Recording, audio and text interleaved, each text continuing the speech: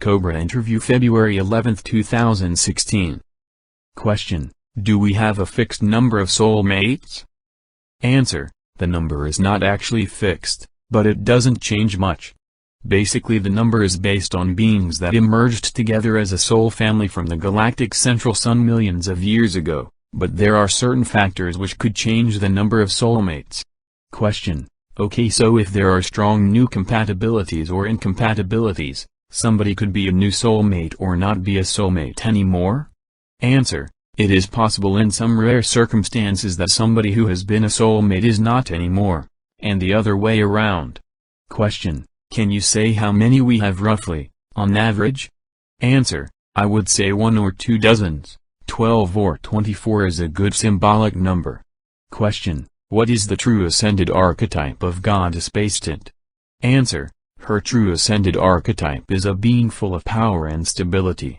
Question: the ancient deities that are often represented with animal heads, like Ganesha or Sekhmet, is this a literal or a symbolic representation? Answer: it is both a symbolic representation and an ancient memory from the time of Atlantis when many beings like this were actually present on the surface of the planet. So they don't have the appearance of an animal head anymore, but there were many beings in the time of Atlantis that did look like that. Question: what is the ascended archetype of Planet X and what role does it play in our astrology? Answer: Planet X is the planet which symbolizes liberation. Planet X in astrology and our personal astrological chart is actually our doorway, our exit point from quarantine Earth. Question: is it possible to see where it is in our astrological chart? Answer: not at the moment because the ephemerides of Planet X have not been revealed to the surface population yet. Question: what is the true ascended archetype of Pluto? Answer: Pluto is an energy of transformation. Pluto triggers everything that has been suppressed, and dissolves traps, all boundaries, isolation, all suppression, so it's a very strong force of evolution. Question: so it plays an important role in the liberation of this planet? Yes. Answer: yes as well. Question: what is the ascended archetype of Neptune? Answer: the energy of Neptune is the energy of mystical connection with the source, and mystical connection with our own higher self, our own soul. Question: has Muhammad ascended? Answer: the being that was known with that name is now an ascended master. Yes. Question: what is his true archetype? Answer: he is one of the wise men and now his mission is to correct the imbalances in the Muslim Islamic religion. Question: you said before that the story of Buddha was different than the other ascended masters of Earth. Can you explain in what way? Answer: he was actually the first who has achieved ascension after the fall of Atlantis, and has actually opened the doorway towards ascension for humanity. Question: and what's his true archetype? Answer: his true archetype is spiritual wisdom. Question: do people incarnate one particular archetype before ascension or is it fixed after? Answer: that inner archetype is actually a summary of all experiences, all wisdom and all energies inside of a certain being. Question: okay, so it exists before a being is ascended? Answer: yes, it grows and develops. Question: do these archetypes exist above the higher mental plane? Answer: yes, exactly. Question: have Vivian, Morgan, Arthur and Merlin all ascended?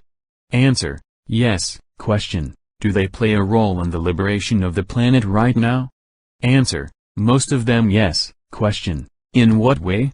Answer: they have different roles. Some of them are assisting humanity, some of them are working behind the scenes, some of them are working inside of the solar system, and some of them are working in other star systems, but they are all, one way or the other, involved in the process of planetary liberation because this is a cosmic situation actually. Question: so there are also happenings in other star systems that are tied to what's happening here? Answer: yes, because planet Earth is, I would say, the focal point of the cosmic transformation, and what is happening here is influencing the whole galaxy and the whole universe. It's part of the same process. Question: can you give an example of happenings in other star systems that are tied to what's happening here? Answer: so as we are getting closer to the final liberation, there are strong waves of energy coming from the galactic center, and they are influencing this planet, and also other star systems. And each time we have a certain breakthrough here on this planet, this allows stronger and stronger energies to flow through from the galactic center and throughout the galaxy, and this does influence all star systems in this galaxy at least. Question: and those waves from the galactic center, they travel faster than light? Answer: yes, some of them travel faster than light, depends on which aspect you are referring to. Question: okay, so when they are sent from the galactic center they can arrive here almost instantly?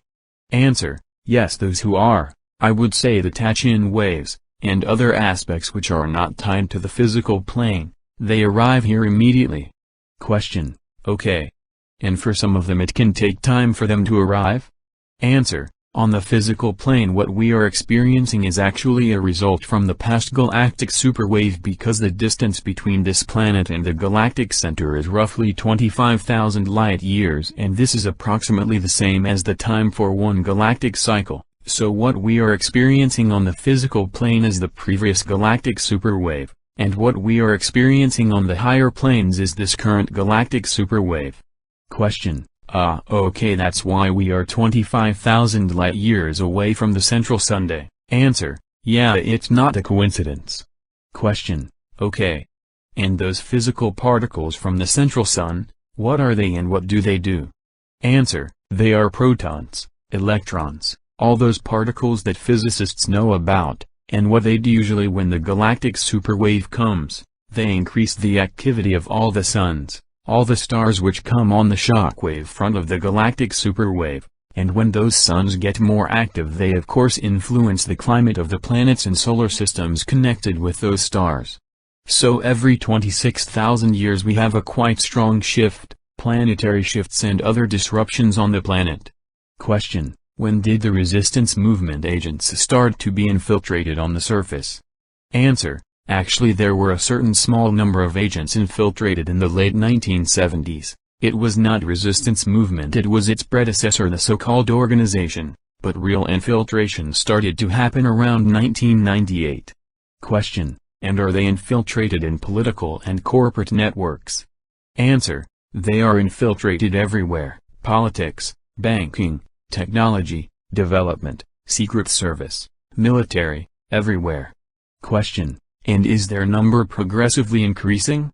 Answer: the number is changing, not progressively increasing but is changing regarding the planetary situation and the need of the day, so it's not a constant number.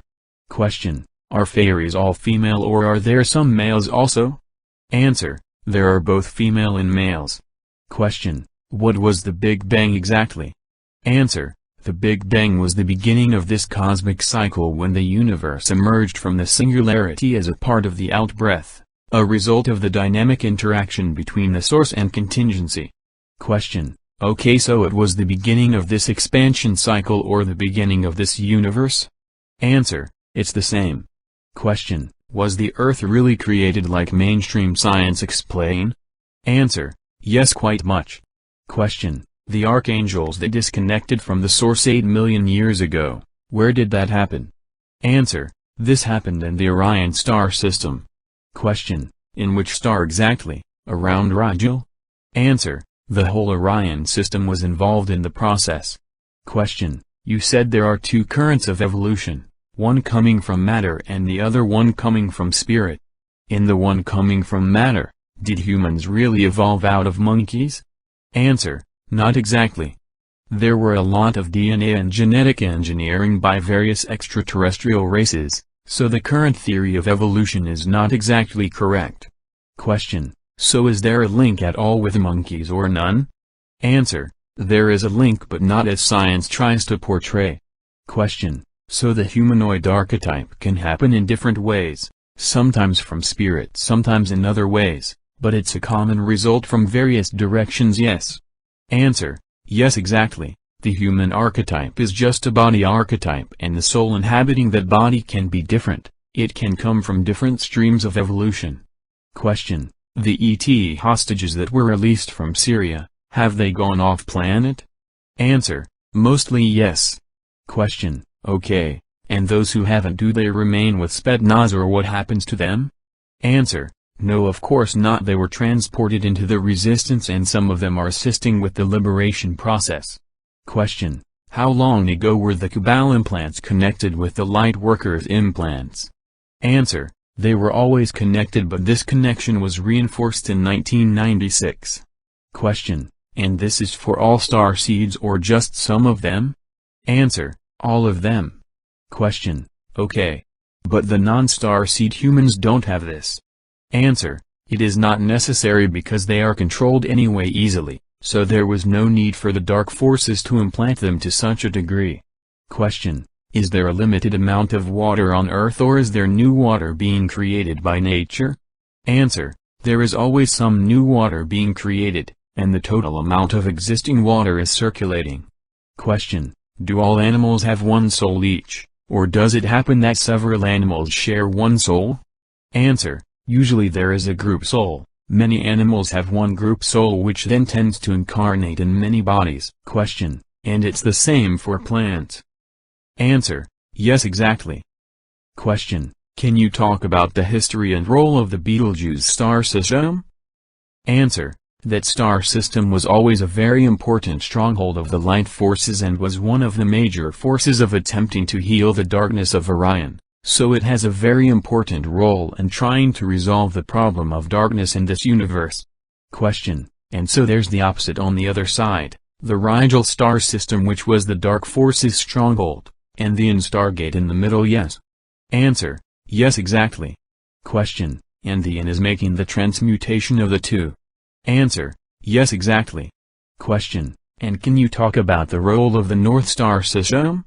Answer: you mean the Polaris North Star? Question: yes. This is one of the Stargate that has a role in the transformation, or healing, of the Draco archetype. Question: so did they originate from this area? Answer: somewhere close to it, but the particular Polaris star was always connecting with the light forces and the beings from that star system were always trying to heal the Draco situation. Question: so the Dracos, did they come from the Draco constellation?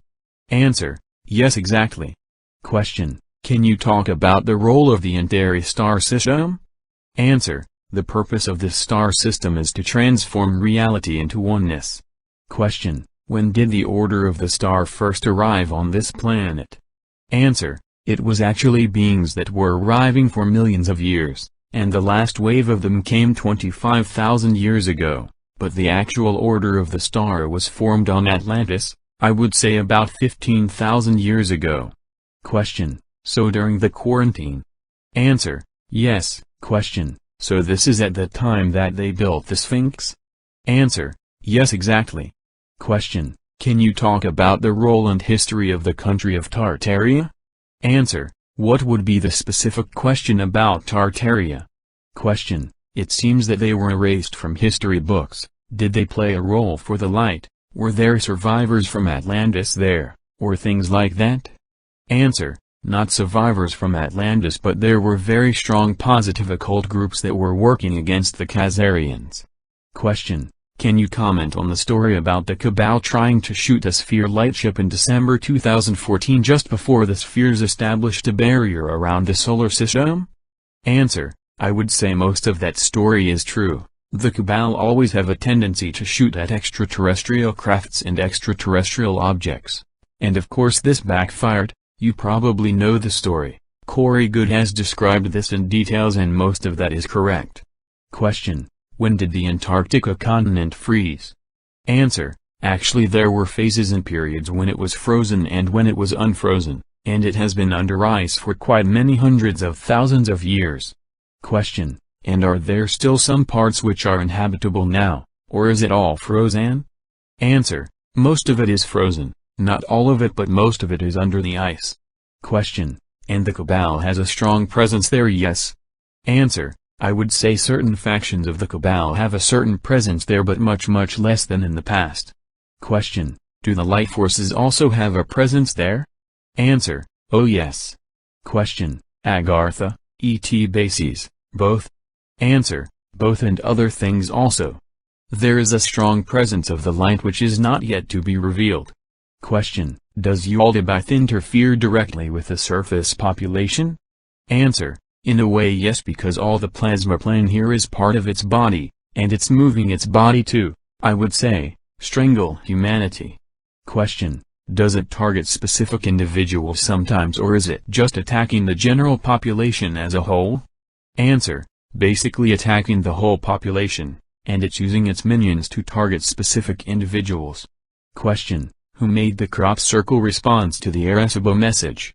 Answer: I don't have that information. Question: you know what the Arecibo message is? Yes. Answer: yes, I know, but I have to check that particular crop circle to find the answer. Question: what is according to you the best proof of ET life publicly available so far?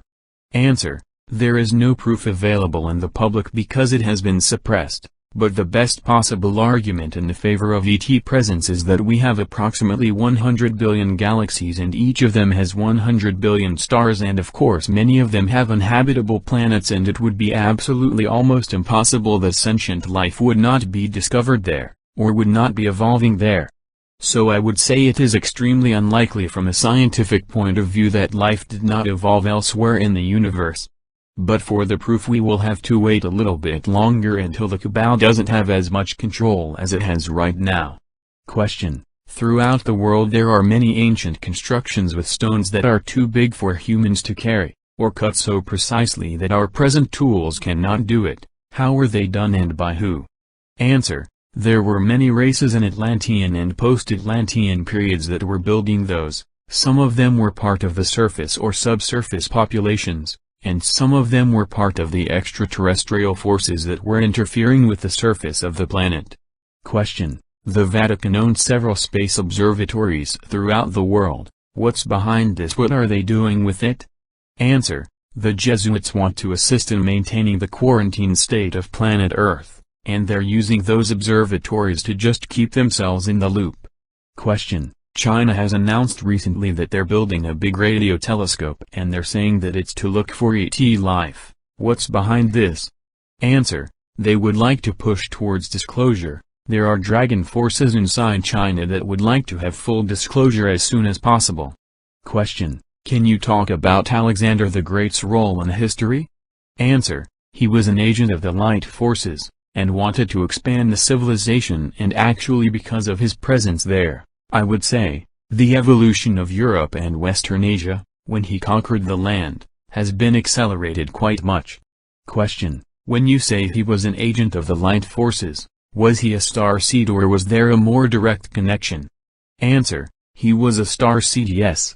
Question: I heard stories that he had some connections with the inner earth. Is that true? Answer: that is true, and he was also part of various secret societies of the light forces. Question: so he had direct contact with Agarthans? Answer: I would say he had indirect contacts with the Agarthans. Question: how far can the financial system crash before the strange Elite bombs are removed? Answer: we are now in the stages when this crash is accelerated slowly, and the crash will continue accelerating until the final collapse and the reset.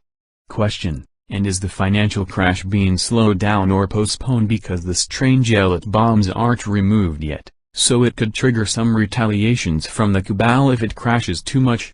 Answer: I would say that the speed of the crash is determined by the best optimal way for humanity to go through the transition as harmoniously as possible, with as little pain as possible. So there are many factors involved, and the light forces are guiding this crash in a way that would allow humanity to go through the process as harmoniously as possible, and the strange Elite bombs are one part of the equation, but that's not the only part. Question: will Ascended Masters be able to be present on the surface immediately after the event, or will it take some time? Answer: it will take some time. Question: do the process of merging together as one being with the soul family begin before ascension or after? Answer: it begins before the ascension, and a certain phase is completed at the moment of the ascension. Question: and then it goes on further after? Answer: yes.